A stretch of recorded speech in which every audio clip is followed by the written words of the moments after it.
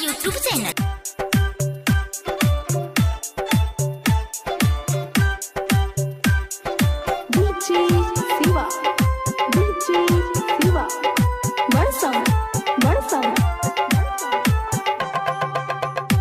रिमझिम recording studio Simri बत्तापुर।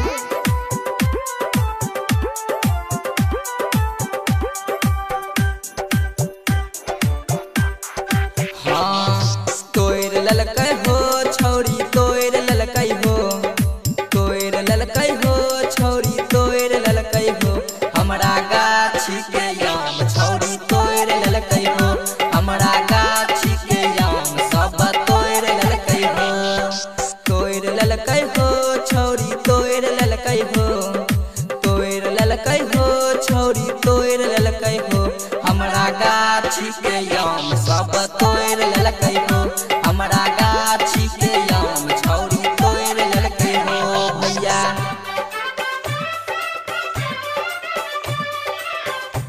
रिमझिम recording studio Simri बत्तापुर।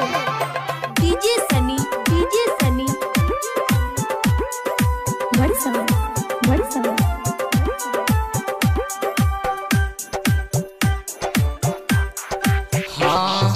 मोर जैतै हो भैया मोर जैतै हो, मोर जैतै हो भैया मोर जैतै हो, हमर गाछी सुना करके छौरी मोर जैतै हो, हमर गाछी सुना करके छौरी मोर जैतै हो।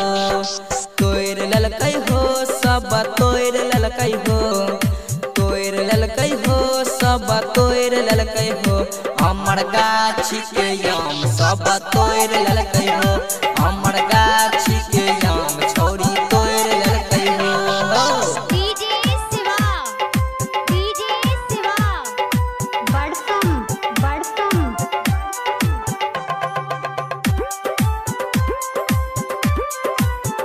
रिमझिम रिकॉर्डिंग स्टूडियो सिमरी बत्तापुर।